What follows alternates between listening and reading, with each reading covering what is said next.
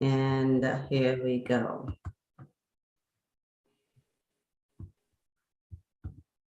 Good afternoon, everyone, and welcome to another edition of Freedom from Nigeria, where we provide you with all the information put together in one place so you and the rest of the world can understand what's going on in Nigeria.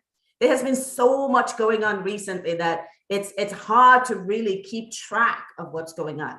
But I want to give everyone just a quick summary of what the issues are. And then we're going to dive into what we're going to be talking about today, the church in 2023, the shepherds endangering the sheep. This is a NINES presentation, and NINES is the Nigerian Indigenous Nationalities Alliance for Self-Determination that has put together a plan called the Constitutional Force Majeure Plan, which says we are rejecting the 1999 Constitution, which is fraudulent. And why is it fraudulent? The people did not make it. It's military decree 24. And the world needs to, I would like to say they need to know that, but they already know that. We just need to figure out why they haven't acted on it. But let's talk about what's going on in Nigeria. Pretty much what's going on in Nigeria is this. We have the indigenous people of Nigeria, mainly the Hausas, the Igbo, the Yoruba, and a mixture of other ethnic groups in the Middle Belt and the South.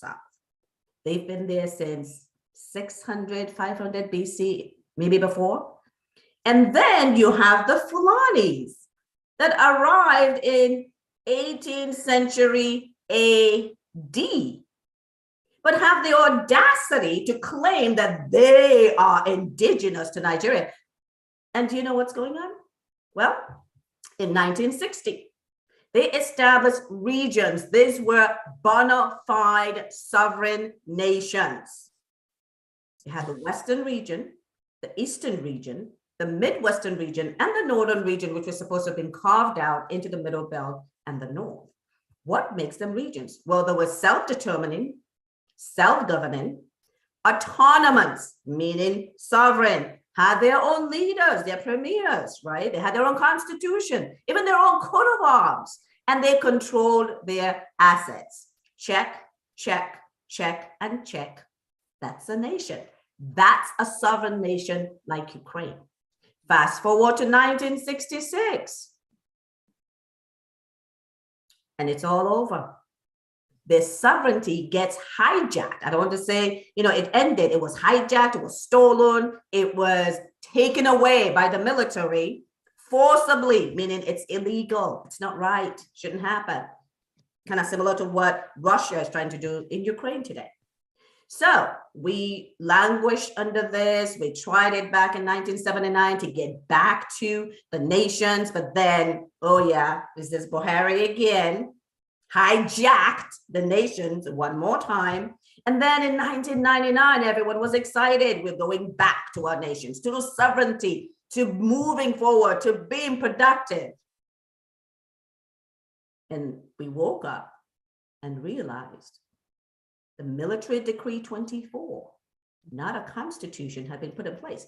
And this was done by the Fulani, who are foreigners to Nigeria. So now, I'm going to fast forward to today. Today, we have something that's called RUGA, supposedly pasteurization. But RUGA is calling all Fulani around Africa who are not Nigerians, they're foreigners, to come into Nigeria. And how is this happening? Buhari's Fulani. Okay, most of everyone that is ruling Nigeria revenue is Fulani. So they have created apartheid. And now they have partnered up with Boko Haram, ISIS, ISWAP, and the rest of the terrorists. So now we have an existential threat that indigenous people are facing. How to solve the problem? Not by integrating terrorists into foreign terrorists at that, into the society, Antonio Guterres, that has to be retracted. And that must be changed. And all of those terrorists need to go, unless any country can show us where they have integrated terrorists into their area. So let's go on to today. Religion, very religious. So why are we killing each other? Well, intolerance. Sharia, kill the infidels. It's about extremism. It's about terrorism that is happening not just in Nigeria, but across West Africa. So I have with me today Modupe, who's going to be moderating this discussion about the church. So with all this going on, there is an election scheduled for 2023. Should it happen under this fraudulent Constitution, aka Military Decree 24? What is the church saying? What is the mosque saying? What is the Christian world saying? We'll find out. So welcome, Modupe. We are excited to have you here, and just to pass along some comments from our viewers that are very excited about your insightful comments. We're also going to have Stephen that's going to be participating with us, and as other people join, we'll probably let them have a say. So welcome again, Modupe, and I will let you take over and run the show. Welcome, everyone. Well, thank you. What a lovely introduction into the discussion for today. Again, thank you everyone for joining us again today on this forum where we usually educate our people about about the occurrences in the country. And today specifically, we want to examine the roles that our religious fathers or our religious leaders can play in helping us to restore, or in helping to restore our powers that have been forcibly taken from us, and also our dignity as well, because when Absolutely. they take away your power, they take away your dignity. Absolutely.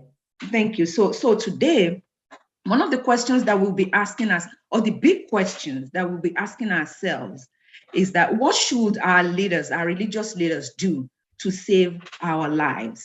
And in doing that, we'll be reviewing a video, or a recorded video that by Mr. Tony Nandi, with regards to what our religious leaders, the roles that they should be playing in restoring our dignity and our power back, and also what we should learn from them, or what they should be educating us with regards to the 2023 election. So without further delay, I'm going to share my screen so that we can actually go through this. We can go over this together.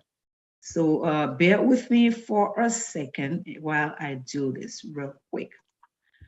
All right, so can you see my screen?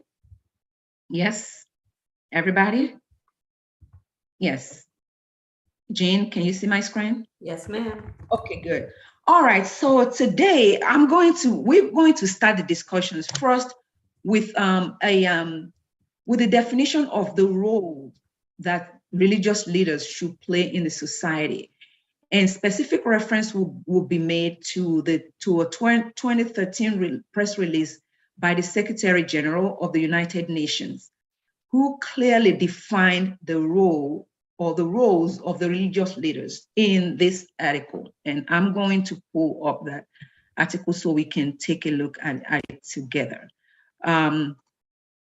In the article, which is what we'll be looking at right now.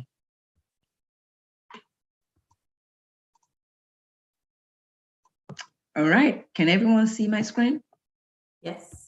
Yes. So, and again, this was a statement by the or this was a press release by the Secretary General of the United Nations, and there's a specific area here where there's a focus, a statement that stands out that I want us to examine, and this block of text here, which is the paragraph. It reads, "The United Nations Alliance of Civilizations provides a platform where governments, religious leaders, businesses, and civil society groups, especially those representing young people, can stand up for inclusivity and against extremism." So I want to say that again. Their role is really to stand up for inclusivity and against extremism. And those are vital, because we will learn today from the video that I mentioned earlier, video by Mr. Tony Nandi, about how our religious leaders may put us in the arm's way, but we don't want that to happen. And that's why we need to review this. And that's why it is important that we emphasize that their role is to stand up for inclusivity and against extremism. So with that being said, let's quickly go into what Mr. Tony Nandi said real quick. Okay. Okay, so specifically, he addressed the danger that our religious leaders may place, the danger that our religious leaders may pose to us if they are not properly playing their roles. And we talked about the roles again, the two words, inclusivity and against extremism. We will review this to step by step to kind of get a good grasp of the message that Mr. Nandi was trying to pass to us. So here we go with Mr. Nandi's video. And again, it's going to be piece by piece. So I'm going to be pausing in the middle so that we can actually take a break and review the content together before we move on to the next one. So here is Mr. Nandi.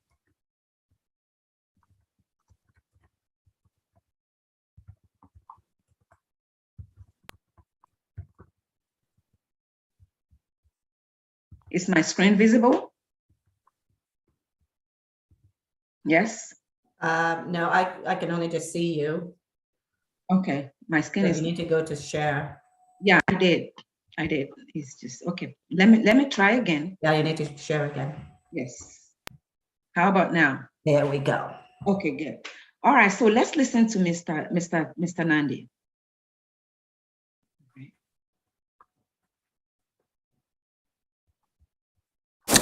Still on the line of the alerts we're raising from Ninas concerning what's going on, particularly this push to election 2023. The men of God in the land, the general overseers, the presiding pastors, the bishops across the length and breadth of Nigeria. This is death coming to your congregation. And all of those who are asking people to go to get PVC, talking about how millions of votes could be secured, talking about how better leadership could emerge under an election that will be conducted by those who are invading us and trying to conquer us, in which the constitution by which the winner will govern guarantees all of what we're trying to run away from. Okay, let's stop. Let's pause that. Let's pause there for a minute. Mr. Nandi, emphatically says that going ahead and participating in this election is going to guarantee, he said, guarantee what we are trying to run away from. What are some of the things that we're trying to run away from?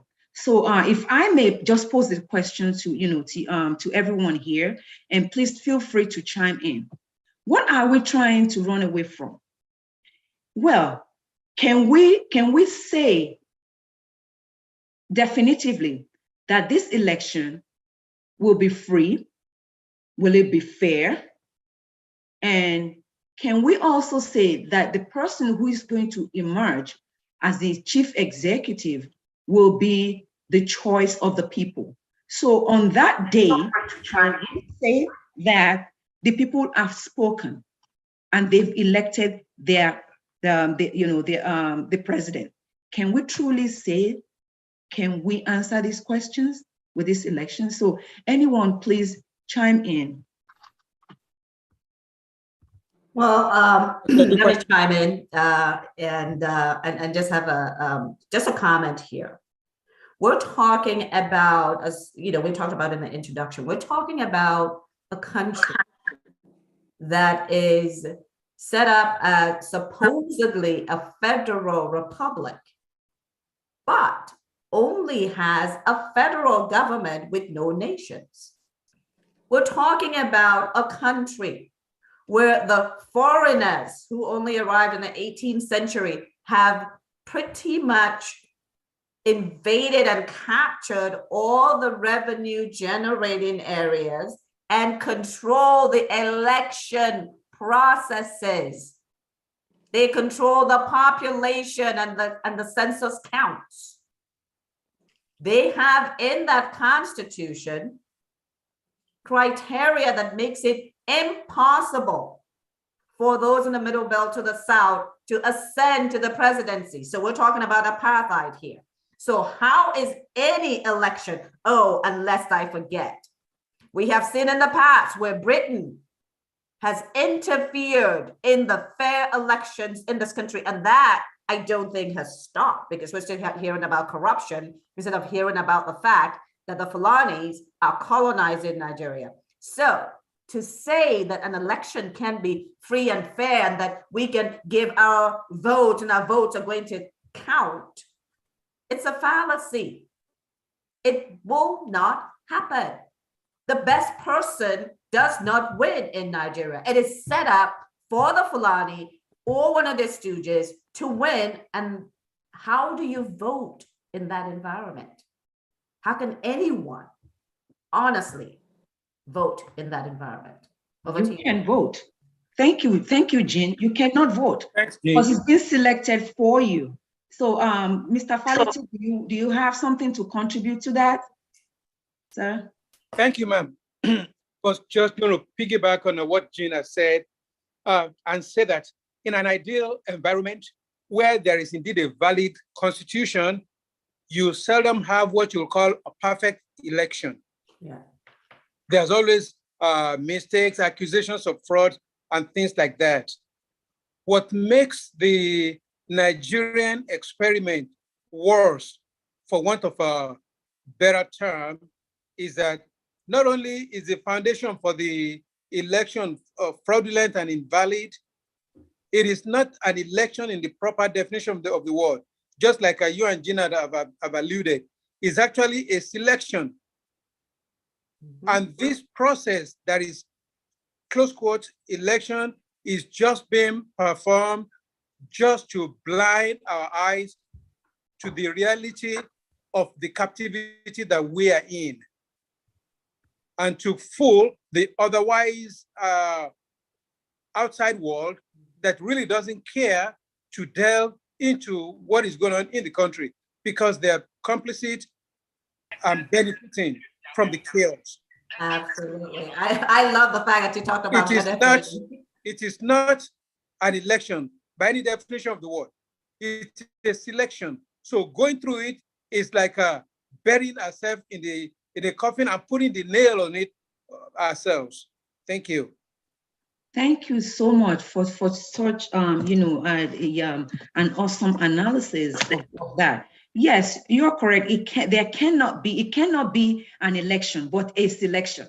I mean, if majority of the country, majority of the people in the country, where we're supposed to have a federation, but then the units don't even exist. The units only exist on paper. They do not exist, in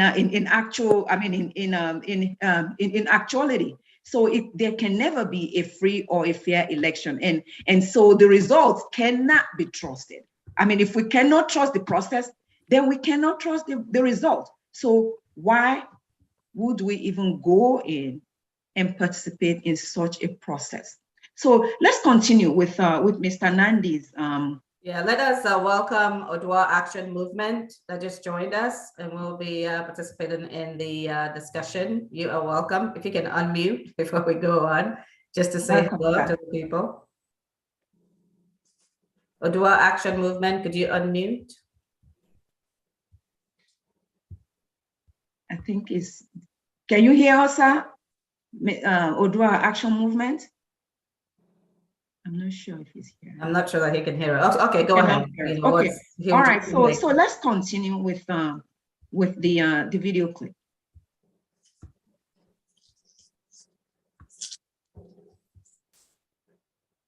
Can you see my screen? Yes. Okay. All right. So let's continue. Death coming to your congregation, And all of those who are asking people to go to get PVC, talking about how millions of votes could be secured, talking about how better leadership could emerge under an election that will be conducted by those who are invading us and trying to conquer us, in which the constitution by which the winner will govern guarantees all of what we're trying to run away from. This broadcast is for the attention of the church leaders in Nigeria. The election 2023 is the strategic plan of the enemy to save the life of the constitution that we have defeated. That's what is at stake. We go to the election, that constitution survives. The caliphate carries on with its conquest, having another 4 years. If we're able to stop the journey to the election, that constitution goes down, and our people are free from that bondage, because we'll be going only to transition, going to referendum to decide a new thing, what we do with our sovereignties that will have been freed from the collapse of that constitution. There's no other thing at stake than whether we go to the election to sustain the caliphate-owned Nigeria, the apartheid Nigeria, or we shut down the journey to the election to free our people from the bondage that has lasted over 100 years already. And so, anybody who sees this video should please make sure that it gets to Pastor Enoch Adeboye, because we saw what he preached on a few days ago, last Sunday precisely, where he was inviting people to go and get their PVC. That PVC will be printed and distributed by the Fulani.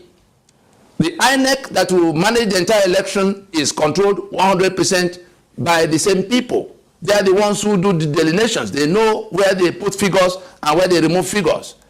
They are in control of the armed forces and the police that will, carry ballot boxes around. No matter what you do, they are in control of the two parties. The candidates should be as they process. So if they all go to one party where they converge, to be sure that that party wins, and they go leave another party, the APC, for instance, is now an empty shell. Like they turned PDP into an empty shell in 2015. They've moved again. There will be a Fulani candidate. The general overseers. Sorry, I wanted to stop there, us to pause there for a minute. Right. And to discuss the game plan of these people. So the game plan, just like Mr. Nandi said, is to make sure that whatever they do, a Fulani candidate is going to emerge again as the president. And they're already and we're seeing the handwritings right now. He made mention of how the APC is gradually becoming a shell. So with that being said, I would like for us to, is it really true?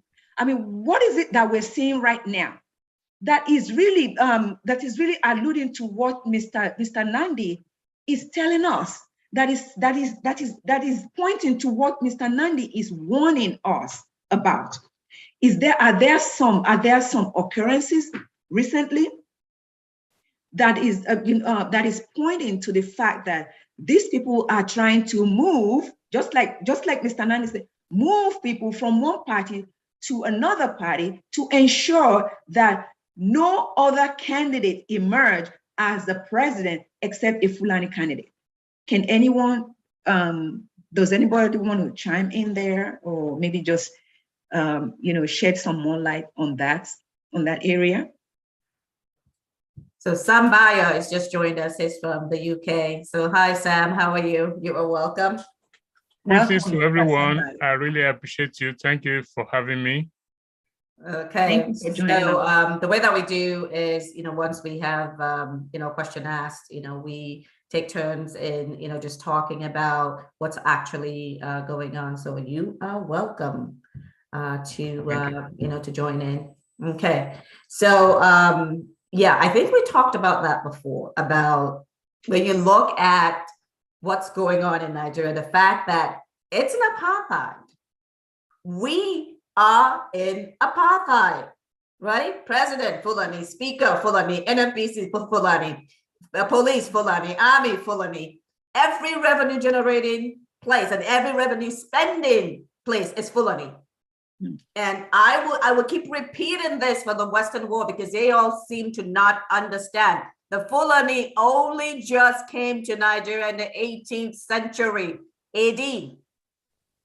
There are indigenous nations in Nigeria that had a pact to work autonomously, but have a central government, a small central government. What we have right now is that the Fulani have come in with their partners, their Western partners. Yes, they do have Western partners, and I put this in place. Okay, so now we have these musical chairs that they play between these two parties. It is musical chairs. So they want us to believe, they wanted us to believe that PDP was for the South. And then the APC was for the North, right? When it suited them. So then everybody moved to APC. Now everybody is moving to PDP that is from the North. And then we're talking about, are we going to zone? Are we going to not zone? Let the best person win? That's where the fallacy comes in, as we talked about, because there isn't anything that is in place to see that someone from the Middle Belt or someone of Hausa origin who are indigenous to Nigeria. So the Hausas, Middle Belt to South, there's nothing in that constitution that will allow them to emerge victorious. And if by some miracle they do in PDP, because that's where everybody's flocking to now, the constitution pretty much guarantees that the majority of the lawmakers that is tilted to the North make sure that he's a lame duck president that continues the agenda that is already laid out in that very same constitution that he's going to swear to. I'll yield for somebody else to speak. Thank you. You know, speaking of making the president a lame duck, actually, we have a vice president right now. A lame duck. He is a lame duck. Yes. I mean, how many times has Buhari left the country for maybe medical checkups or something, and then the vice president is not the one? You know, I mean, according to that, I mean, in any civilized society, when the president is, is not, it's not available, the vice. That's why there's a vice. But then, anytime Buhari left the country or maybe was on vacation or something, we'll be hearing the presidency says the presidency. Who are the presidency? Exactly. So it's like so the vice, the vice is just placed there as a placeholder, right? Yes. And nothing more. Some people will refer to him as an extra tire, right? Those are words out there that have been used to describe Mr. Vice President, who is really not vicing, who is really just an observer or a spectator in there. So I'm not sure if anybody else wants to give us their perspective on this, meaning that they have their game plan. And just like you rightly termed it, you said is a musical chair, right? So the musical chair is that you really don't know who is going to be. I mean, who is going to be the winner, because they can actually, because it's all. But we know the Middle Belt, the South will be falling because they will. We know the Middle Belt, yes, exactly. We know exactly. We know who will lose, but we don't. But they will not have chairs at the end. Exactly. So, so again, to the audience, what is it that we see that is really a red flag, to us, that we really should be talking to our people about, and which again we should not be quiet or be mute about. What are some of those things? And we just mentioned, like making sure that the parties, that they arrange the parties in such a way, the political parties in such a way that they are person who they've already identified who is going to win. Let me tell you something. It's They've already already identified who is going to be the president. So all this, they're just making everyone go through the process. So, which is very, very deceitful, and I believe I'm very, very dishonest. So should we knowing all of this, should we then walk in with our eyes closed and pretend as if we don't know this game plan? Anybody else that wants to comment on this? Can I come in? Absolutely, sir. Go ahead. Oh, thank you for having me. Sambayo is my name, and some of us have completely switched off from Nigeria. So this issue of who's going to be the president, who's not going to be the president, is only interesting if the marriage, if I still believe that the marriage can work. But it's got to, the way I say it, it's got to a point of no reconciliation, whereby irreconcilable differences. Yeah, exactly.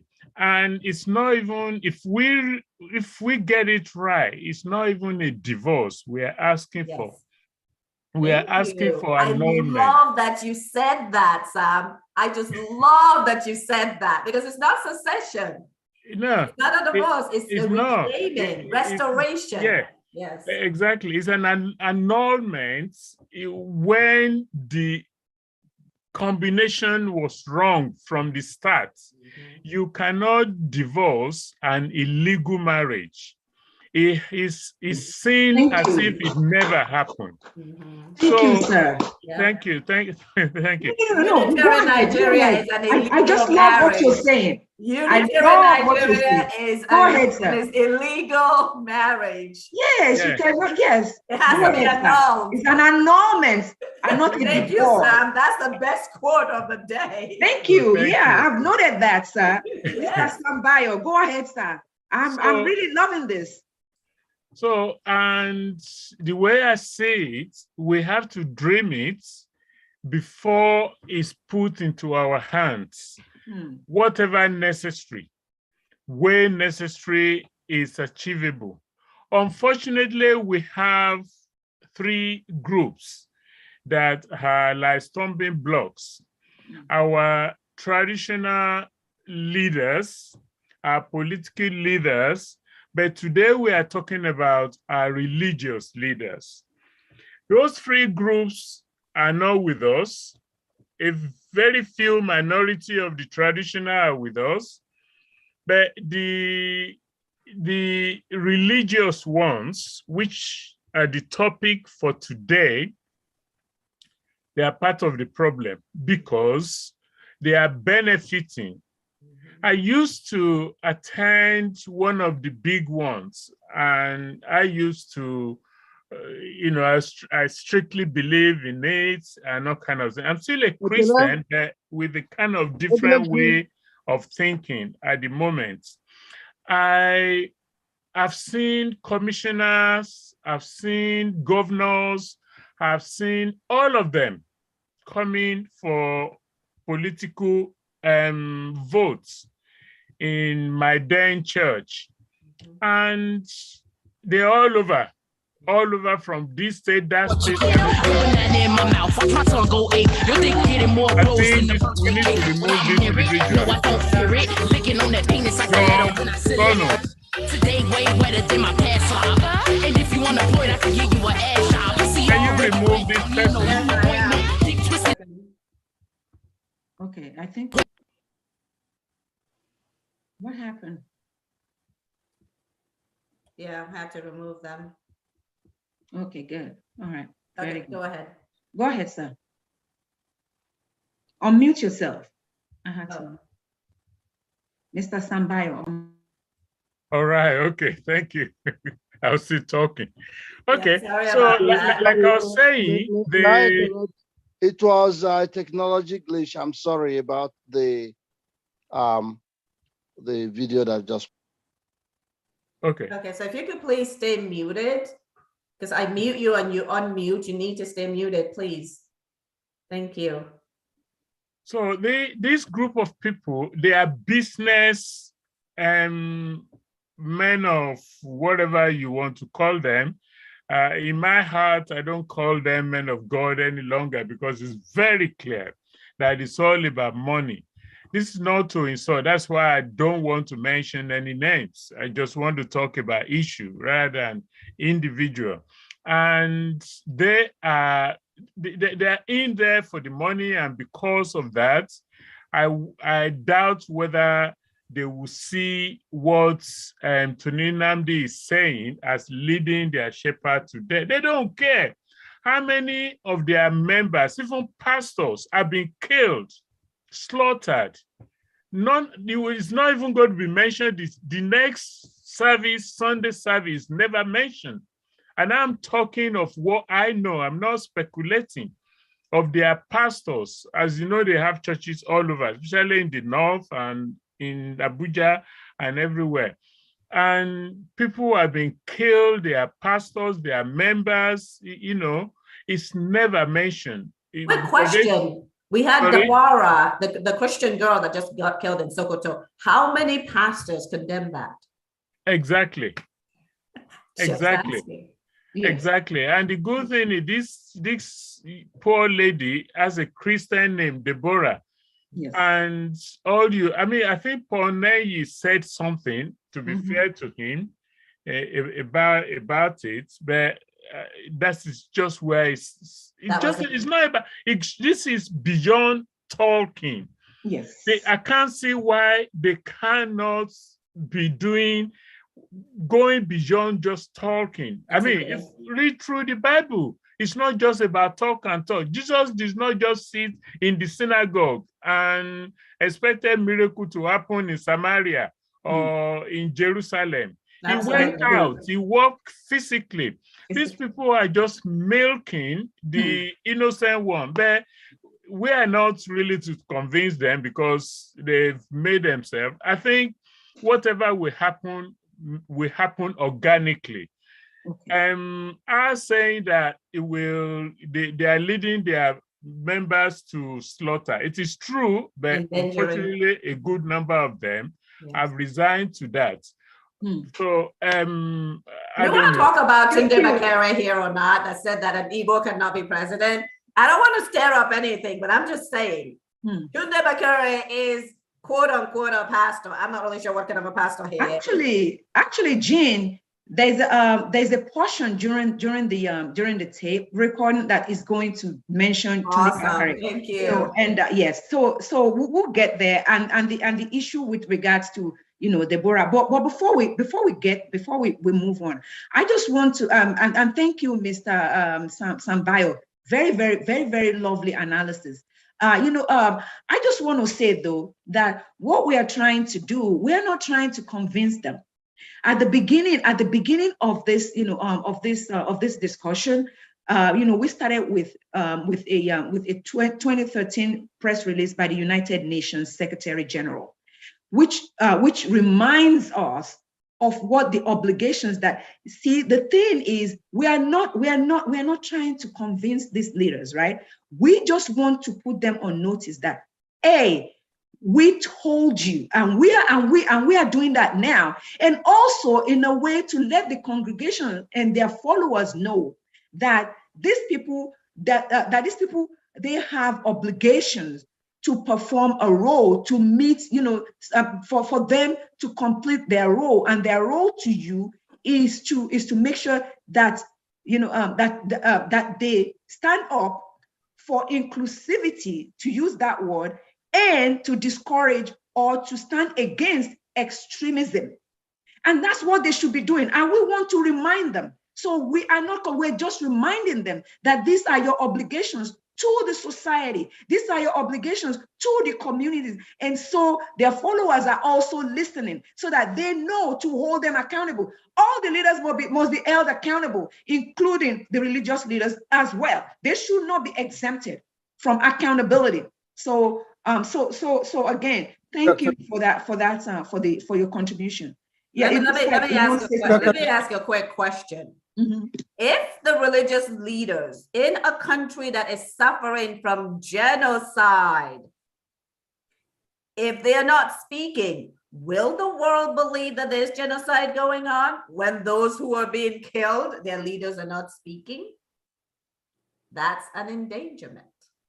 That is an absolutely. But then the people will need to start speaking because they are killing them. They need to know that, right? Yes, because exactly. If the church is not speaking, their people think that nothing is going on. They think that this is 419 and it's those in the diaspora that's making it up. Well, you know what? They keep seeing the trailers of FOREIGN FULANI penetrating deep into the South, and then they disappear. Where are they? In your forest with their guns, because they're the only ones that can carry guns. So their people may not know. So that's why it's important for us to be having this discussion, because our people need to know, Christians and Muslims, because we have Muslims in Nigeria, not extremists. They too are being killed in the Northeast, the Northwest, and the North. They're going through the same thing. Now it's moved down to the Southeast where they're slaughtering young Christians, and to the Southwest where they're doing the same thing. And I think they're now trying to make a push into the South. So if we don't tell our people, especially the young ones, and especially those that are in church, right? How will they know that their lives are in fact in danger?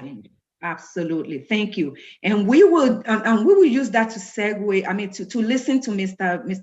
Nandi's narration, and then we will segue into the recent incident of Deborah, who was killed. And I believe that with that incident, a lot of them Christians started to believe that it's not just people in the diaspora that we're not making this up, that it is truly happening, so that you're truly at risk. Your lives are at risk. So let's continue with Mr. Nandi's narration. So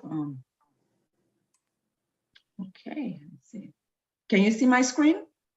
Yes, we can. Okay. They've moved again. There will be a Fulani candidate for you to know the outcome of the end point of that election. They've moved to where they want to converge and aggregate PDP. The candidate in that platform will be a Fulani candidate. In the South, where they've zoned PDP, APC chairman, presidency slots to, they have moved away from that party, and it's just an empty shell of what used to be it's the ruling party for now, but they've moved there. We saw Tambuwal. Those who haven't seen the video where Tambuwal was telling his fellow governors about how they did a similar thing in 2015 should please look for that video and see it. We're not just making it up. They've moved to where they want to be. They're going to leave an empty shell of APC to whoever they give it. So whichever ticket you get outside these two, you're just deceiving yourself. And so, but what is the strategic objective of going to election at this time when the flock that is in danger of death is saying this constitution cannot be basis of another election, so that we can go and sort out, we can stop the invasion. There's no other solution to that invasion than to delegitimize the presence of the invaders in our space. As long as we're in this union, under this constitution, those people are entitled to be in your space, in your backyard. And if they are the only ones who can carry gun when you can't touch gun, you are just laying yourself on the table to be slaughtered. And those who are inviting people to come to election that will validate for another 4 years, that bad situation, are actually inviting them to death. As it is for Pastor Adeboye, let this video be made available. Let those who have access to Oyedepo, David Oyedepo should see this video. Ibiome in Port Harcourt should see this video. Paul Enenche in Abuja should see this video. Michael Konkwo should see this video. Zili Agri should see this video. And all of Umaupai, Umuyo should see this video. Pastor Adefarashi, who already agreed with us that the Nigeria is a scam under this fraudulent constitution. I don't know where election comes in solving this problem. He should be made to see this video. All the men of God in the land who are inviting people to go and get their PVC, the Christian Association of Nigeria should see this video. You are inviting the flock to their death. The men of God in Nigeria who are asking people to come to election 2023. You are inviting your flock to their death. We are prepared to come once more to come to explain to you in private. We've done a lot of that across the last 15 years. You are inviting them to their death. That constitution is the reason they are being killed. We have an opportunity to overcome that constitution and stop the killings. You are inviting them to their death in asking them to come and join those who desperately want to revalidate the life of that constitution. That's what you are doing.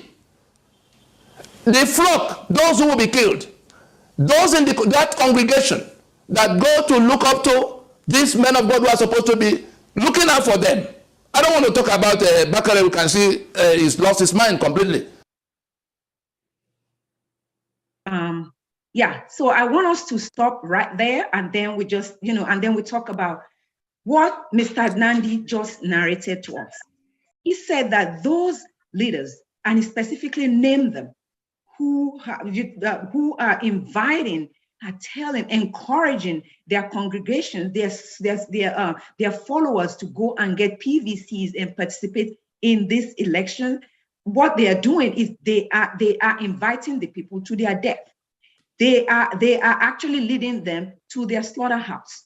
That's what they're doing.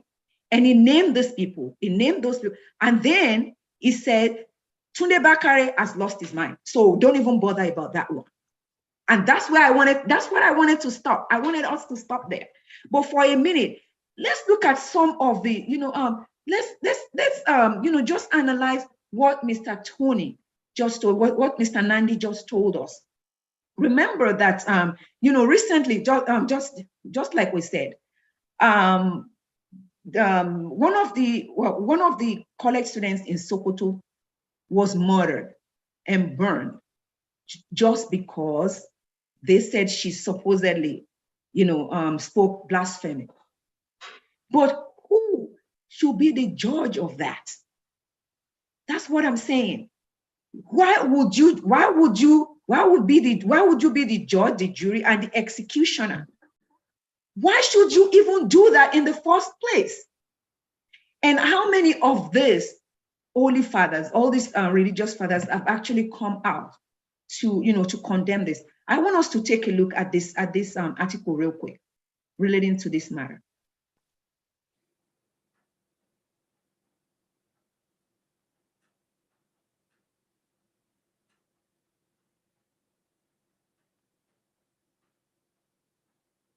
Okay, so I have it.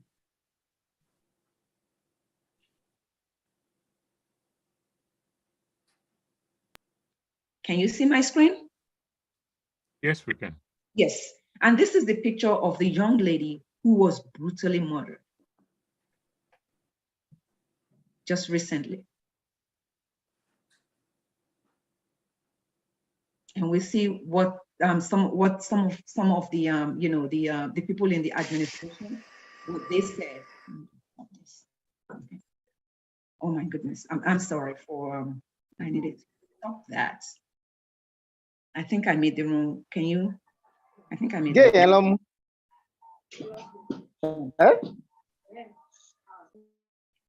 I need to make this person. Okay, good.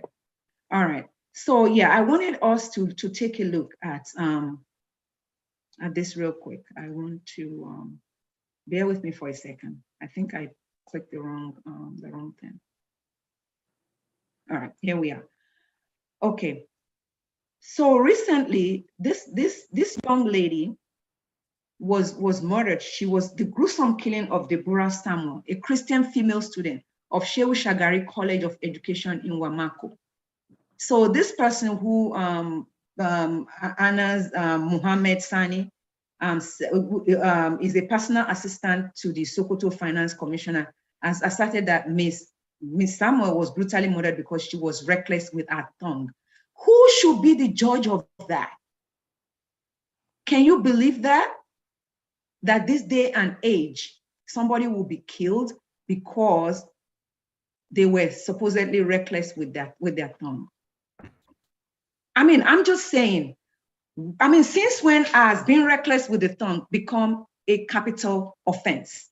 Right, right. I mean, like, even if that were true, like, but was she really reckless with her tongue? Or is let's even say that she was. That's what I'm saying. Does that rise to the level of a capital offense? Is that a capital? Is that a capital offense?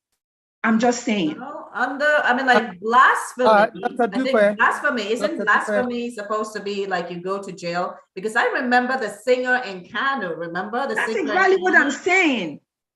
Yeah, that's exactly, extrajudicial killing. That's what it is. Exactly. This is the case of extrajudicial killing. Exactly. That is a direct, it's actually a direct violation of our human rights. Exactly. And the legal rights. Yes, go ahead, sir. Go ahead, Mr. Faliti. Yeah, your question leads me to address the current narrative about our agitation. When you asked, does that rise to the level of a capital offense? I will say a careful yes, if you are a Fulani and you have the mindset of a Fulani. In the mindset of a Fulani, we are already conquered people. And the sooner we start understanding the mindset of a Fulani, the stronger and better we get ourselves prepared for this agitation. Our current narrative within the agitation period, within the agitation community, is that we are in the agitation to prevent the Fulanis from conquering our lands. See, when you are working to prevent something, your level of preparedness is not as strong as when you are working to reclaim something that has already been conquered. Unless and until we recognize that we are already conquered people, the way the Fulanis are, we will not be fully prepared to really regain our conquered territory. See, in their mind, we are conquered people. And I'm saying this to bring to light what they call reckless with a tongue. I got this information from the chairman of the Christian Association of Nigeria when he was interviewed about the details of what transpired. What constitutes reckless with her tongue was Deborah complaining of religious postings on the academic platform. Yes. That's exactly what, I mean, to me, it's a valid objection in any civilized society. But if you're in a society where the person that is objecting is a slave and a captive, of course, it's a capital offense. So the sooner we recognize that, the better we are prepared to fight the self-styled conquerors. In their minds, they have already conquered us. So any and everything that we do is capital offense. Thank you, ma'am. Thank you. Actually, thank you for that wisdom, Mr. Faliti. Are we truly slaves? Jean? Yes. Why do you have that list that shows all the ministers with the revenue? Yeah. Do you have that list? Because well, then the nepotism. we are but then to the point. Technically, okay. You said that they have captured our government, right? Because they have put in a fraudulent constitution, which is military decree 24, Western world. It's not a democracy. So don't sit there saying, let us save Nigeria. What you have in Nigeria is a military decree. Okay, that should be clear. Yeah. So exactly. So they're using that, and they've created the apartheid in that constitution, federal character, which is supposed to make sure that you do not have any one group, especially a foreign group. I'll say this all the time. Fulanese are foreign to Nigeria. They are foreigners, and so they qualify to be termed colonizers. UK Parliament, are you listening? Yeah. Wow. Okay. Well, I think Mr. Oluwaseun raised their hands up. I mean, their hand up. I'm not sure if Mr. Oluwaseun is still there, but Mr. Sam. He can go ahead. I'll ask him to unmute. Go ahead and unmute, Oluwaseun. Okay. Hi, good evening, everyone from Nigeria, Lagos. Please, because this has been live streamed. Okay, can you hear me Yes, from we can Nigeria? hear Good you. evening. So please turn on your camera. Can We're you turn live on your streaming. camera, please?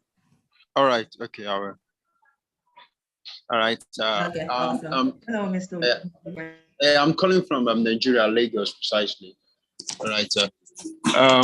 From what I just heard now, I think from that discussion, from what Daddy Falite just said now, looking at it and the way it's going right now in the society, we can, in a way, literally call it to them. It may not be to us as a conquered territory or achieved in this sense, but I think from what Daddy said, an awareness also matters.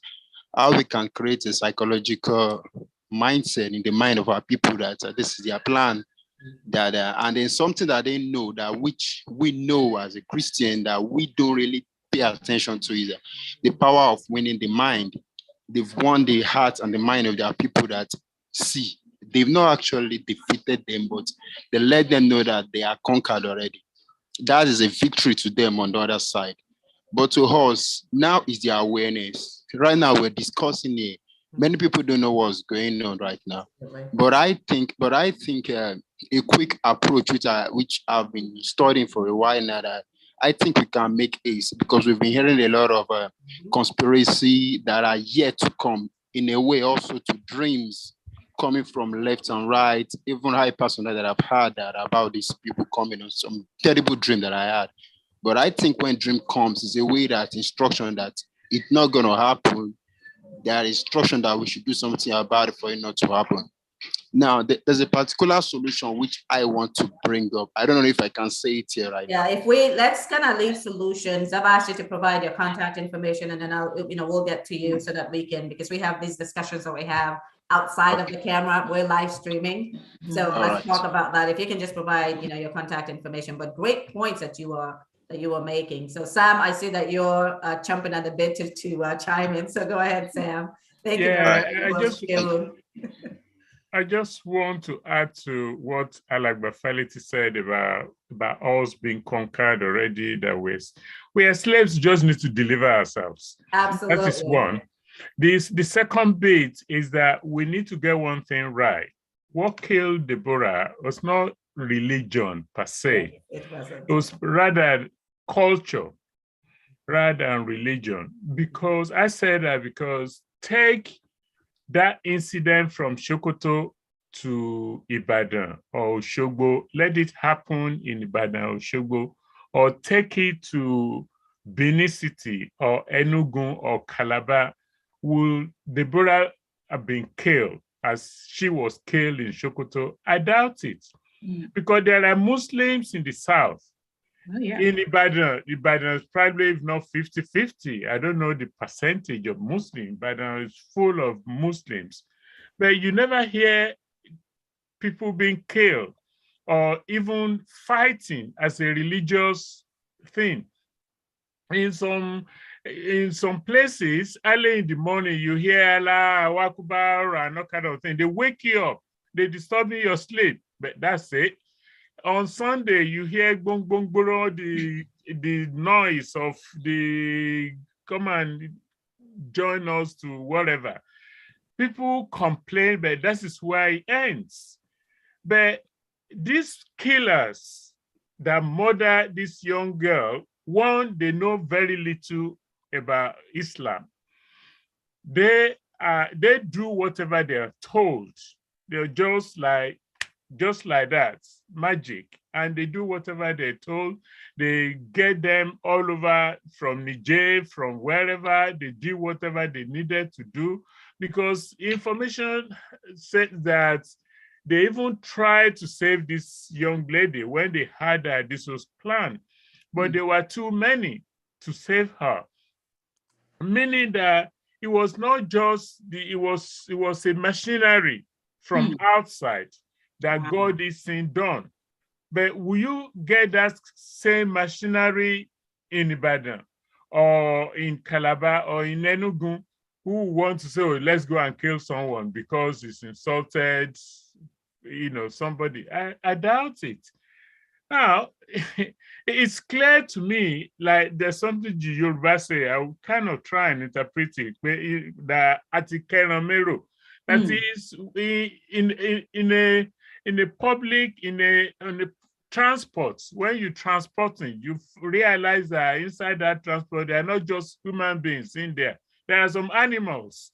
And obviously you do not want that kind of transportation where you have some goats, you have some snakes, you have something, public transport. So we just have to kind of get to a bus stop and get off that kind of a bus. So it's, these people, we have different beliefs. Whereas a lot of us are thinking of development, where we are thinking of progress, where we want to launch satellites in space. Yes. These people are thinking of how to roam about with their cattle. To herd cattle, so in the middle of the streets. It's very clear. It's very clear we don't have the same beliefs. Okay, guys, I'm sorry, Sam, but I'm going to debunk that. I mean, we've all heard about the Trojan horses.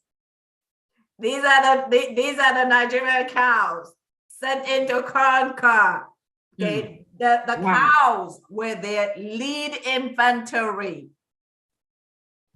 So, look at the proliferation of cows in Nigeria. That's their military, because they now gave these terrorist Fulani herdsmen, militia, who are listed number 4, I think number 4 in the global terrorism index. Yeah, they're number 4. They now, the Fulani controlled government now allows them to carry guns, AK-47, to protect what? Cows. The cows are part of the plan.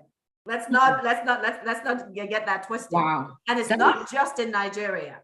It's in Ghana, it's in Mali, it's in Chad, Central African Republic. They are all over West Africa. This small group of Fulanis. Okay, but if you look at it individually, say, oh, there's Fulani in Nigeria and it's separate. No, it's West Africa, it's Black Africa, that there's menace, because that's what they're being called. Yes, they are. It's not my own words, it's everybody check it out. Fulani. No, they are a menace. It's a menace in West Africa, and they use their cows to drive. And again, this is why I'm saying this is their lead army. Their lead army, cows, have now caused 100 million Nigerians, most of them indigenous, to be in poverty. Meaning they can't fight. Let's just be clear on what those cows are. That is their lead infantry. Yeah, actually, speaking of that, speaking of poverty, we'll get to that in a second, because I want us to look at an article about about Nigeria being the poverty capital of the world. But before we get there, I want us to complete the viewing of the video by Mr. Nandi, and so that we can begin to round up. So bear with me for a second. Let me pull that up.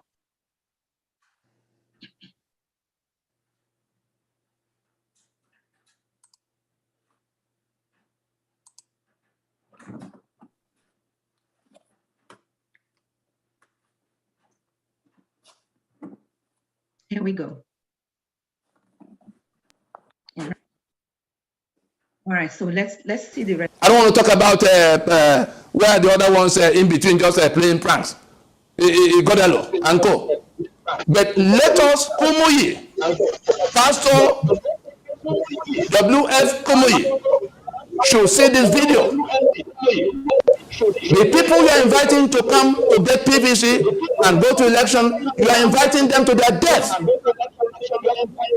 If you want explanation, priority to come in to explain. This is. We have an echo. There's an echo somewhere. So yeah, I'm going to mute Sarah that just came in. Okay, all right. Okay, so let's you mentioned Kumi and some of those pastors. I want us to just pause there and then we finish up. Last year, Adi Farasi, Mr. Faleti, do you have something to say? Can you hold off on that 1 second so that Thank you. Okay. Yes, just 1 second. I want us to watch Pastor Adifara about Nigeria. Sarah, you need to mute your line, please. Stop unmuting your line, Sarah. I've muted her. Okay, so If you unmute it again, I will remove you. Go ahead. So let's listen briefly to Pastor Adefarasin's perspective on Nigeria and the whole, scenario. Okay, so can you see my screen? Yes. Okay. God will give us what we need to do what needs to be done. If we perish, let us perish. Millions will rise in our place. You hear what I'm saying to you? Otherwise, your grandchildren will not have a future in this land. And only people who are genuinely rooted in Christ will be able to deliver on God's purposes for this nation. Does he have a purpose for it? Of course. Look at the amount of resources he has put in Nigeria. Look at the resilience of the Nigerian. Look at how Nigerians are succeeding everywhere in the world, whether they left Nigeria 400 years ago or left Nigeria on a plane 50 years ago. They excel. We're at the top of the treasury in the United States. We're at the top of the World Bank. The list is very long in all the sciences and in all the arts. So the problem is not Nigerians. It is Nigeria and its constitution. The document upon which we were formed was a few soldiers who put it together and their surrogates. And that's what's supposedly holding us together. The foundation is that document. And if that foundation is faulty, what can the righteous do? We've got to go back to the foundation. The next administration must not access power until we have a veritable constitution that is truly the document of we the people. You hear what I'm saying to you? Anything else is a fraud. It's a fraud. Yes. I'm actually going to stop it here and then we'll complete with Mr. Tony's video, and then I'll let Baba Faleti give us his wisdom with regards to some of those. Okay, so I will pull up Mr. Tony's now. Back to Tony. Okay. All right. This is an urgent issue of life and death.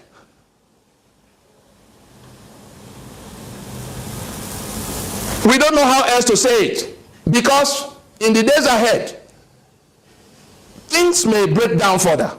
Things will snap. Things will surely snap because people are being killed.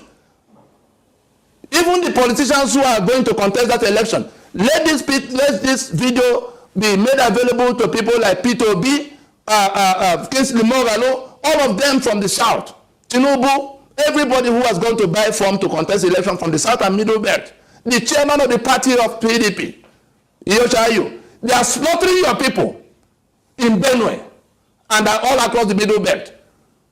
All you are concerned about is how to go to another election when we have something that can stop that slaughter. Look at what the governor in Benue has tried to do. Everybody is going in the opposite direction. Samuel Otom has done his best to stop the slaughter. But what he needs to succeed in stopping that slaughter is to get this constitution down, defeat this constitution to prevent to reverse that movement to our spaces by people who are coming from across the border. That's what is at issue. The Fulani wants to conquer you. That constitution is the reason they're able to do that. They need more time to finish the conquest. The only way they can get that more time is to drag it to election. Is there anything difficult to understand in all of this? No. Okay, so let's stop there. Baba Faleti, go ahead, sir. Thank you, ma'am. I just wanted to appreciate Tony Nadi's impassioned plea to the pastors, because they are primarily culpable for all the resistance that we're getting at the grassroots in letting the people embrace the narrative and the agitation. But at the same time, all that serves a good purpose of prodding their conscience. It's not that they don't know, but because they are beneficiary of the chaos, they cannot speak the truth, which is unfortunate. I mean, it runs smack of hypocrisy. They're preaching the truth, but they're walking a lie. So having said that, then, it behooves us to go back to the sheep. See, attorney is making his plea because he knows, like you and I know, that the sheep will follow the shepherd. Now, I read in the Holy Book that the sheep hear my voice and they follow me. That's because the shepherd only carries a staff that he uses to pull them out of the hole. I don't know too many sheep that will follow a shepherd who holds a tiger on a leash. They will run in different directions. And that's essentially what these shepherds are doing. They are holding the tigers of the Fulanis on a leash. But the sheep are still foolishly following them. So what we need to do is to strengthen our outreach, awareness outreach to the sheep at the grassroots. Because you are preaching prosperity to me. I'm waiting at the bus stop while I'm watching you fly over my head in your private jet. Something is wrong with the picture. I can't afford a 3-square meal, but you are dining in the finest restaurants. Something's wrong with the picture. So we need some stronger education that we're really doing. Because obviously, we've spoken to the shepherds. Tony has spoken to the shepherds. Everybody that I know is speaking to the shepherds, but very few shepherds are coming out. The ones that are coming out are shedding out $100 million just to get it right in the limelight. Oh, I'm sorry, Naira, $200,000 plus, just to get a ticket to run, you know. And to make sure that no young person runs. Absolutely. So that tells me is that we need our job cut out for us for our outreach to the masses, to the sheep, since the shepherds are not listening. Thank you. Thank you, sir. You know, just like you said, you actually made an analogy. You said it's like the shepherd holding the leash of the tiger, you know. But are they really even holding the leash of the tiger? The tiger is loose. They cannot. The tiger is loose, and their shepherd and their sheep they're just helpless there. But then but then it's very, very disturbing when you said that the sheep that we're trying to make sure that they are not led to the slaughterhouse, they're not even hearing us. So what are some of the things? And Mr. Sambayo, I'm not sure, can you advise us? Like, what can we do to make this sheep? I mean, there are some of those that we know will go to the slaughterhouse regardless, right? But we want to minimize the number because they are still our people. Absolutely. And we cannot watch. Absolutely. I'm afraid, like the Bible says, my people perish for lack of knowledge. And it's not that the sheep will be slaughtered. The sheep are being slaughtered. Yes. Like I said earlier on, I belong to one of the two big ones. And I have heard specifically where pastor and his wife, members are slaughtered, killed, not once, not twice. In the last 12 months, in the last 2 years, in the last 3 years, people are being killed. It's not, I'm talking of Christians, of one of these two main ones. And so they are being killed. That is one. The second one is this. The sad thing is, situation like this will not stop people from becoming victims. These these religious leaders don't care whether these people die, and this is the truth. What their interest is number, not you and me being deacon so, deaconess so. If deacon so leaves, they want 10 deaconesses to replace them. They don't care about a particular person. It's about number. So, and when we have problem, that is when we tend to, oh, maybe if I go to God, maybe my problem will be solved. Let there be Igbo nation, let there be Yoruba nation that are working, that are looking after their people. That number of churches will go down.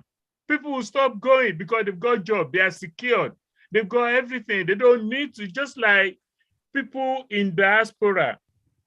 You see all the churches are empty. Go to most churches on Sunday.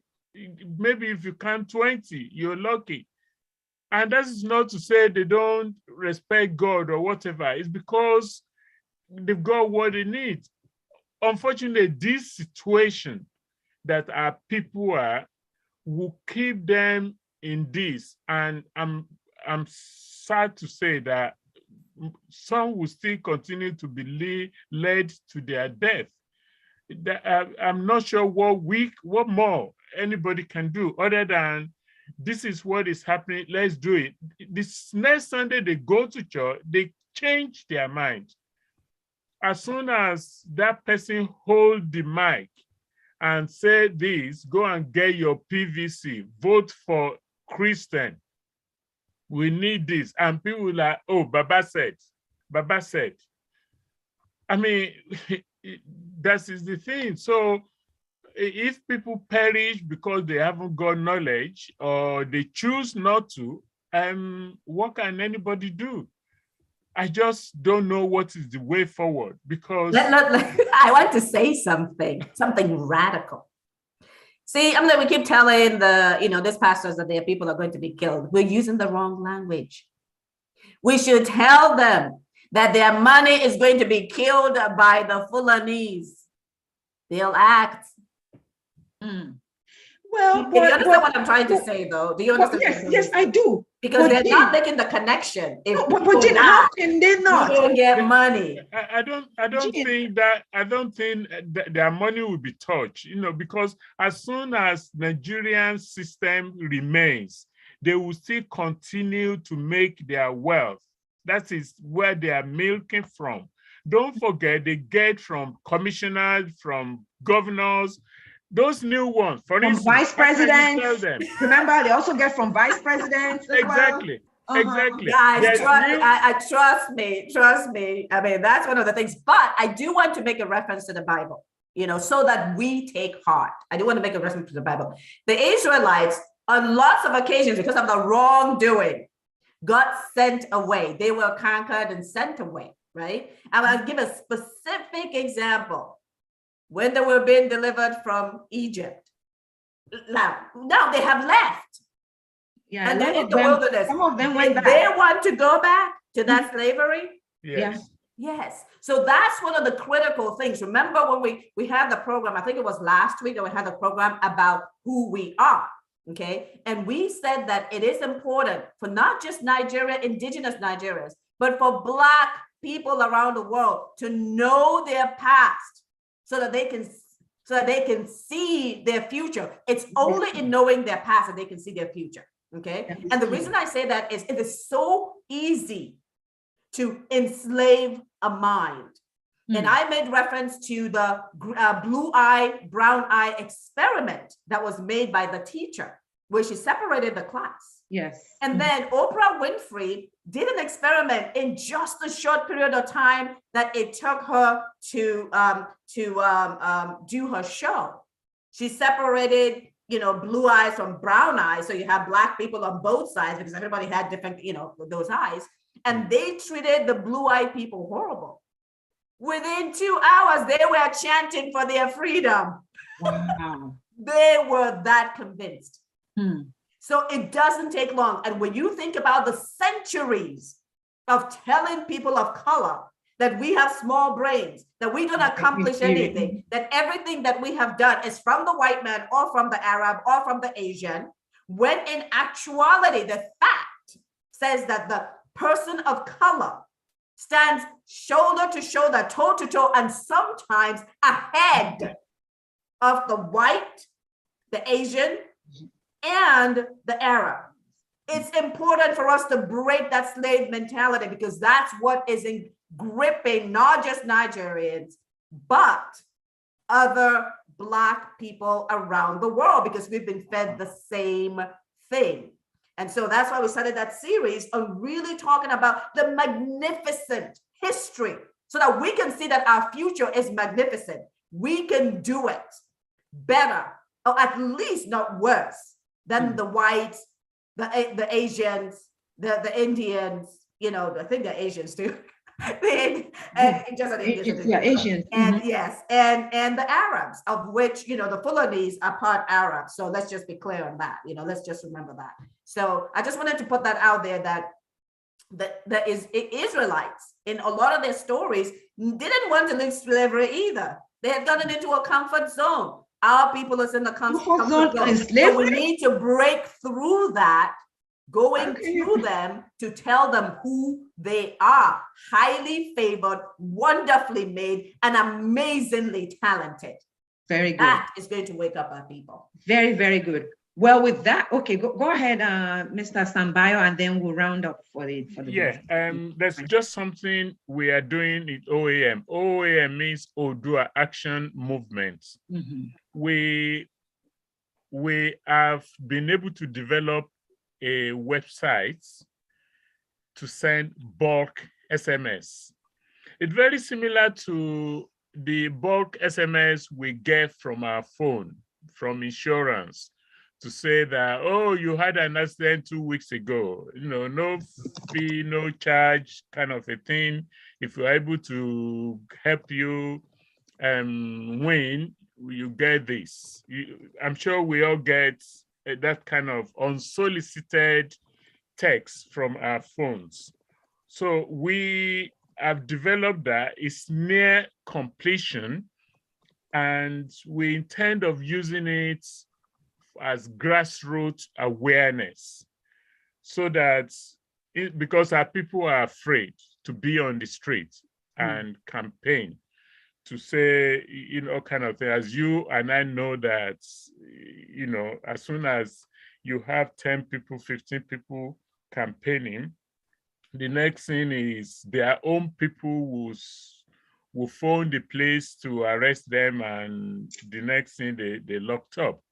So we are thinking of that. The website is done already. It's a little bit temperamental, so it's not perfect. So I don't know if— What's the website, if you can? Yeah, if it's available. It's the live streaming. We'll get that from you later so that we can pass it out, since it's under development. We don't want them to be attacked at this point. So but that's a fantastic idea.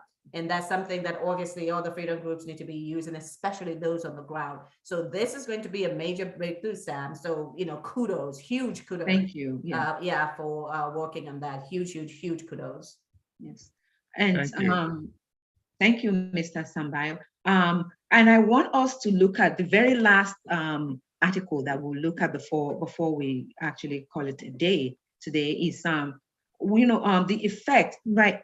Remember that we said, and Mr. Tony also said that the reason why we must stop the participation. We should not participate in 2023 election is because the Fulani, they already believe that they've conquered, and they just need a little bit more time to complete the conquest, right? And so by taking us to the next, to the 2023 election, is going to complete their conquest. And we've been talking about it all day today, you know, how they feel, or how they, in their minds, that we are conquered people already. So that we do not allow them to complete the conquest, we need to not participate in that 2023 elections. And we've been talking about that. But again, you know, what are some of the things, because we're saying, do not let us not participate. Aside from them, you know, from the insecurity and the way, you know, the brutal murderers that, you know, example of Deborah and and other Southerners and Middle Belters, you know, they are also you know, the other effects of their oppression and their subjugation. Like on our youth and our young generation, our younger generation, we don't have, like there are no opportunities for them. And it doesn't seem like there's ever going to be, right? It's because they are not even factored into, into the whole, program, what they're doing. Rather, they are busy trying to bring in their own, right, to populate the land, and then, and then get rid of the people on the land. And so with this, the living standards, amenities, things like generally the economy is in shambles, right? The economy is actually non-existent. And I want us to take a look at this article about Nigeria being the poverty capital of the world, and that's where yes, it is So I want us to take a look at that. Nigeria being the poverty capital of the world, and this is an article that came out back in 2020. It's quite recent. So you see how the top reason for poverty in Nigeria, and you see number one, corruption. Remember that this is the exact reason that Buhari said he wanted to rule, right? He wanted to contest, right? Tinubu and the rest, they went to bring Buhari and presented him to us, saying that, when America had problems, they called on their general Eisenhower, right? When Britain, they called on Winston Churchill. So this is the general who is going to, somehow, get us out of this trouble. Not knowing that we just invited the general who is going to put a nail right there into the coffin, of the sufferings and the corruption in Nigeria, as we have seen recently. One of his captains, or one of his men in the cabinet, was recently indicted, right, for 80 billion naira worth of looting, right? And the looting goes on and on and on like that. And if we see some of the reasons here, corruption is number one. Why Nigeria is a poverty capital of the world?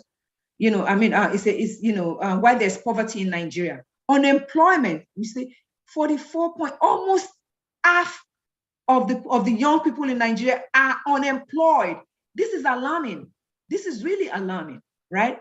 Inequality, we've been talking about this over and over and over. Well, they're talking about women. What about even the men? They don't consider a southerner or a middle belter, as equal to a Fulani northerner, right? So, and again, I want us to now, use that to kind of round up, and so with with the discussions that we've been having all day, I want us to take, maybe starting with Mr. Faleti, to kind of summarize for us. And I know Mr. Sambayo told us, like, these are some of the things that we can do, like he suggested the ODUA, the OAM, initiative, which will take a deeper dive into, so we can have a better understanding of that tool and to use it to kind of help people to address this. And also, what Jean said is about educating the mind, is because the mind has been colonized, right? The mind has been messed up, right? And she made the example of the she referenced the example of the Israelites when they were leaving Egypt, and where when they were leaving Egypt, and some of them actually they left Egypt, and then some of them wanted to go back because they felt like being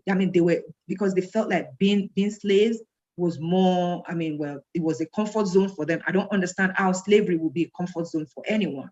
But then, we also talked about the same thing happening with the, with the church,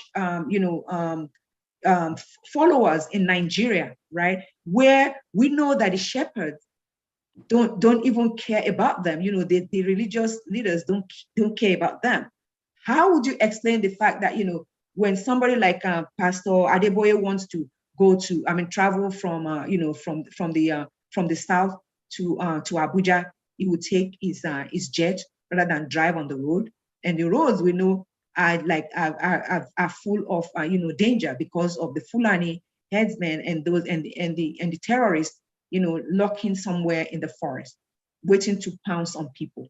But then they will not take the same road, right? And they will tell the congregation that, oh, go ahead and vote again and bring these people back in, and let us just and in a way saying that, oh, bring these people back in so that you can continue your suffering. So, Daddy Faleti, can you help us summarize, aside from what we've been discussing today, how we can, begin to address this in a way that will be more effective? Thank you, Dr. Dupe. I appreciate your candor and your exposition in leading us through this. I've got two messages, the good and the bad. The good news is we've come a long way and there is light at the end of the tunnel. The less than good news is that we've still got a lot of work to do in terms of education of the masses, especially at the grassroots. We've addressed today the role of the pastors and religious leaders. And we've come to the unfortunate conclusion that the so-called religious leaders do not have the interest of the sheep at heart. The analogy I made about the shepherd holding a tiger on the leash while calling the sheep is simply stated as the religious leader begging the sheep to go and get their PVC so that the tigers can swallow them whole eventually. And that's why we need to reach out much further than we've done in the past at the masses. Unfortunately, most of them are even educated to think intelligently. We just need them to think independently and think critically, think analytically, and understand that if my shepherd that is teaching me about faith drives around with bodyguards in armored car vehicles, and why that's not possible, he flies above all the atrocities of the land, something is wrong with the messenger. The message is not wrong. So we just need to dig deeper and reach out to those masses. Until we do that, everything that we've talked about, the impassioned plea to the pastors, only goes so far as to prod their conscience, if we're assuming they have any conscience left. And if they don't, then of course, we've still got a lot of work to do to the masses that are going to be the ultimate victims of these atrocities. Thank you. Thank you, Daddy Faleti. Mr. Sambayo. You can unmute yourself. Yes, thank you, ma, for inviting me once again. Thank you for having me. I think like Faleti just said, we just need to start looking at what we can do to inform our people. That's all we can do, because these so-called men of God, they fly with 40, they fly from one place to another that's probably like 50 miles apart. From Abeokuta to Ibadan, they fly, they don't drive. From Ibadan to Akure, maybe I don't know if you have to drive many miles, they fly.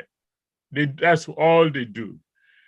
Because those that have got planes, have got helicopters, they haven't got, massive land for a plane to land. They got helicopter.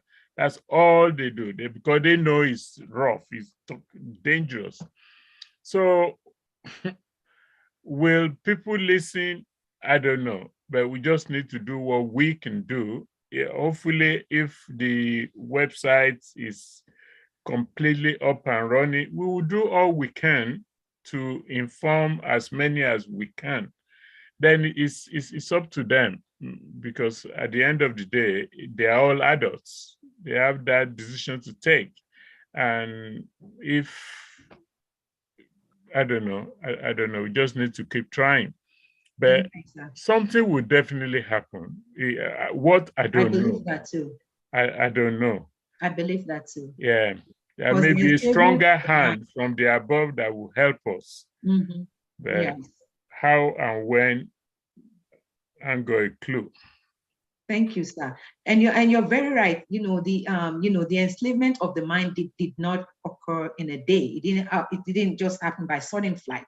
It happened over time. And so it's going to take, a little bit of time to also get, to reverse that, that negative learning, because that's what it is. It's a negative learning that we need to reverse. And again, thank you so much for, for your wisdom and for the, for the input that you're taking with OAM. Thank you. Mr. Oluwaseun, if you're still there, do you want to put in a word or two before we call it a day today? Okay, I don't have much actually. I think more all have been said. And the only thing I want to say is that area of awareness, which I think is very, very important right now, because I could remember during the awareness that we're doing of the rally before the Lagos one was busted.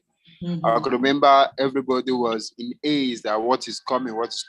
That actually made people to eventually know.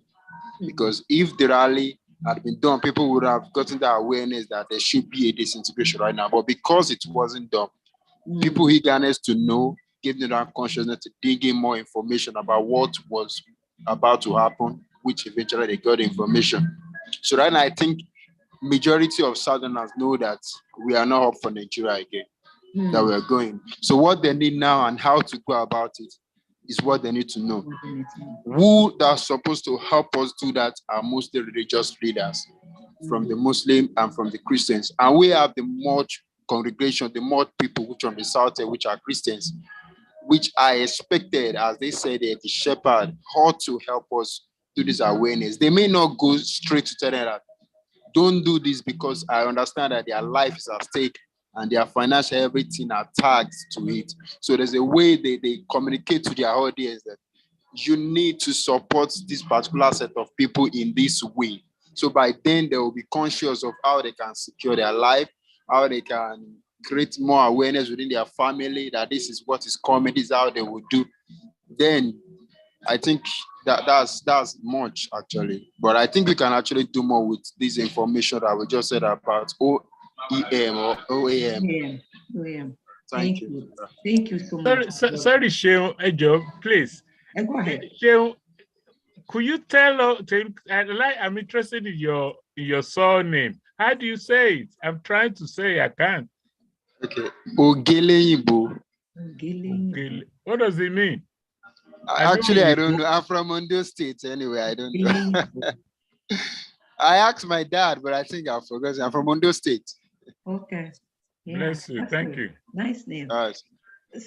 So, Mr. Asopuru, if you're there and if you want to chime in real quick, but if not, okay. So go ahead. Do you have your video on since we're live? So if you can. I have my video on, but I don't know if I'm lying down. Let's see if I can show. Okay, I can show it, but I'm lying down. So the Ondo man, if you are from the south, some part, there are some of them that are like Igbo people. So maybe your name was derived from Igbo language. Does it have a meaning in Igbo? The Ogele-Igbo? Oh yeah, Ogele. It's Ogele. That is the big gong. Ogele-Igbo means the gong of a white man or something. That is the superior Ogele. Ogele is a big gong. That's what we use to gather Igbo people. Okay. Wow, interesting. Yeah. So anyways, let's see if I can unmute my video. But please pardon me, I'm lying down, okay? Okay. Let's see also if my screen, this thing comes on. Okay, yeah, we see you now. Yeah, so let me see if I can see myself. Yeah, how I look on the thing. Now, okay, I am representing Organization for Biafra Freedom. Mm-hmm. I know that we are talking of Nigeria here, but we're still trapped. I have listened with keen interest all kinds of ideas that have been shared here. And the more we get aware of what the Fulani are planning to do in Nigeria, the better we're equipped to know how to tackle it.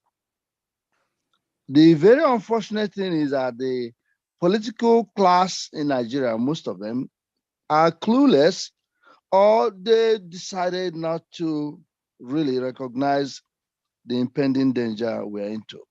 Are they really clueless, or, well, that's a discussion for another day. Are they really clueless, or they are intentionally clueless?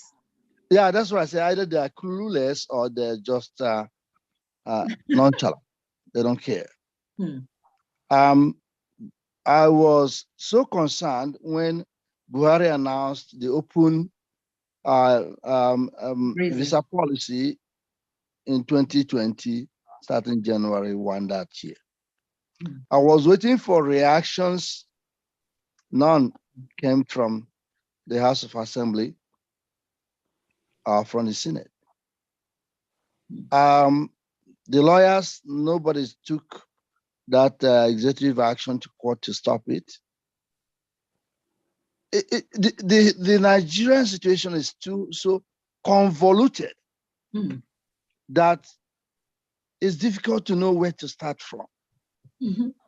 How can we have so much people? By the way, I got my bachelor's degree from IFE, and I have all those IFE radicals. They're active lawyers now, and yet some of these things, I'm not hearing their voices. So I will say to myself, what is really going on? Are people so bought over that they can't even say anything? It is very, very frustrating. It's frustrating. Wow. It is very frustrating. But we cannot just say, oh, okay, it's frustrating, throw our hands in the air and then forget it. No, we can't do it. We cannot. So what you guys are doing is great. And I mean, that's why I called in. Thank you. Again, if you know typical pro-Biafra people, anything in Nigeria, they don't want to listen to it because it's a hopeless case. But if the agenda for referendum works, then it may be to attend to Israel. And let me throw this in, if people are very seriously pro-Nigeria here, go to Europe. Find me a country, one, that has multiple ethnicity habited together, or multilingual country in Europe. And all mushroom countries that are smaller than Lagos State.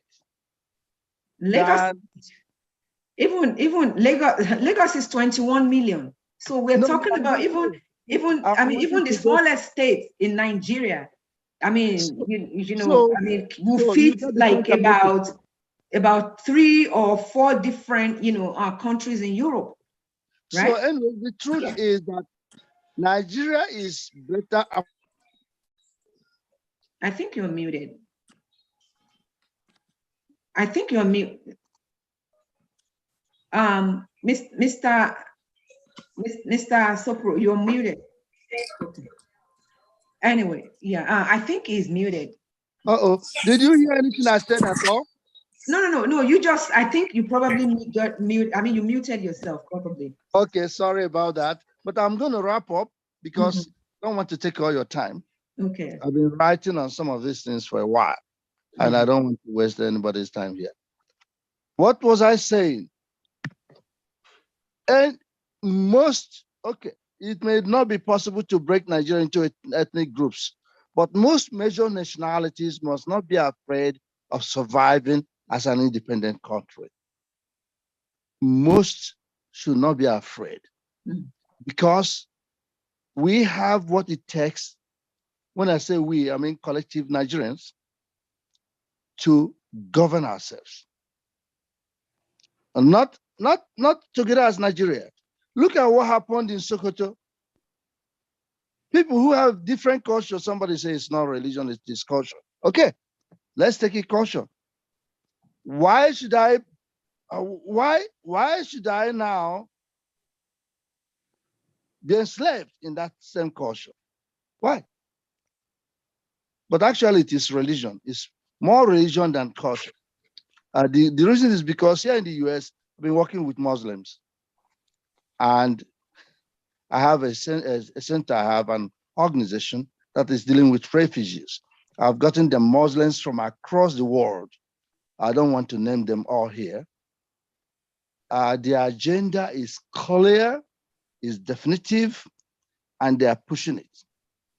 When they first came to my center, we have a closing prayer, closing session. We share snacks and then say one prayer by the leader. It's not like 5 minutes or 10 minutes intercession, no. And these people say, oh, can you excuse us? Let's stay in a separate room in your closing session. I told them, no, you can't do that here. So I went to their community and sat with them. I said, you can carry your Quran on your head or you can come here and get helped. People from Somalia, anyway, they decided to come. If you give them an inch, they will take 1 foot. Yeah, if I may say, sir, yes. Actually, like you said it's religion, but I think it's culture. The person who said it's culture says it best. It's actually culture, because what you're describing now, you're describing a group of people, right? But to now say, because I am talking to you, I'm a Muslim. I am a Muslim, and I can tell you that. No, I'm just telling you. I'm just telling you that, and we have. And if you come to the Southwest, I'm talking about Yorubas, every family has all three. They have Muslims, they have Christians, and they have traditionalists in their family. And we all commune together. I'm telling you, we all commune together. So again, it is more of culture rather than the religion, because one person can interpret. I'm telling you, those people who are the radicalists, they will interpret a passage in a way that you will be like, huh? That's not what that says. So again, the religion. Modukwe, may I interrupt you? Yeah, go ahead. We're not going to hold that debate here.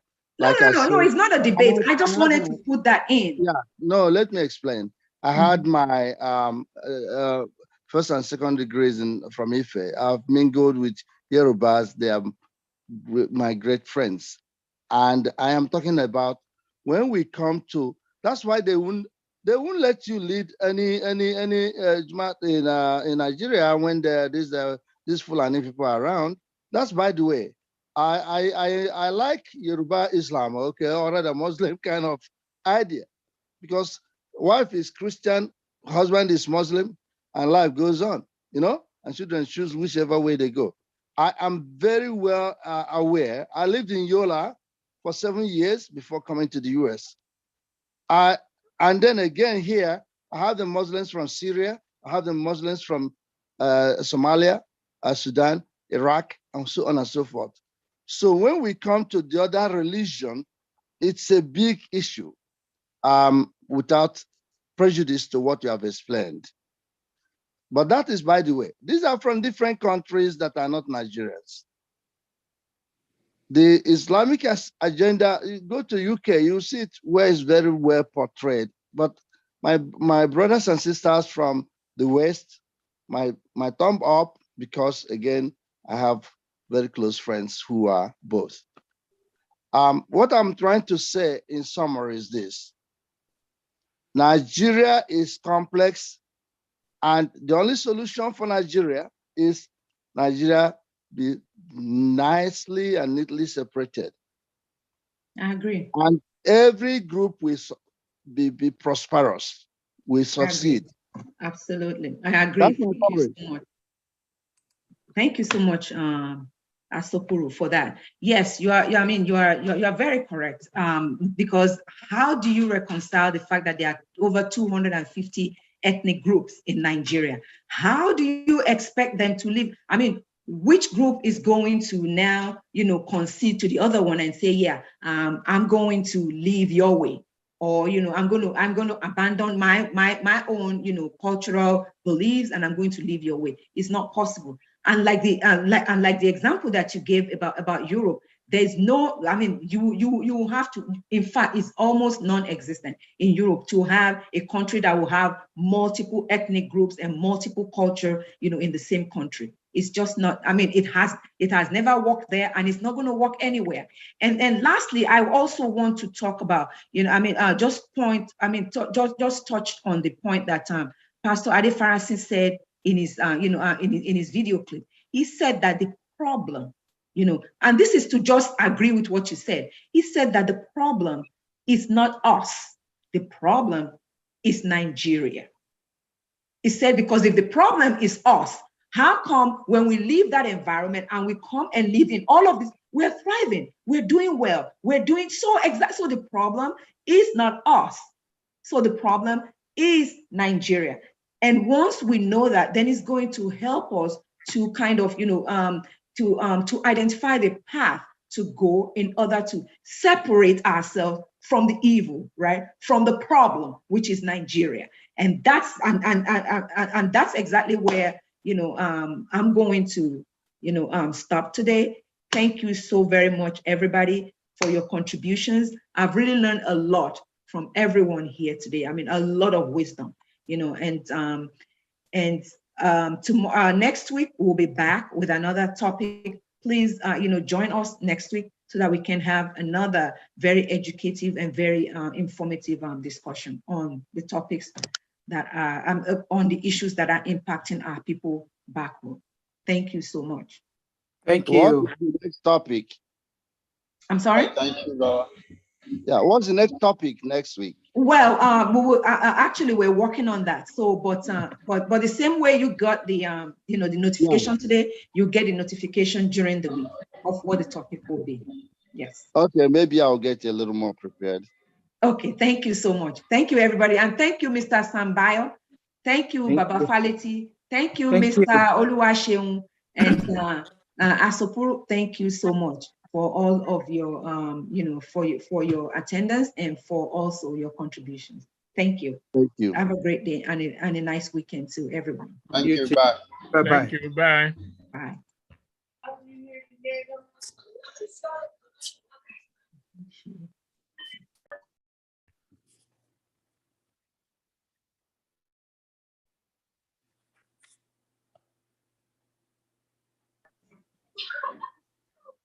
Good night, sir. Good night.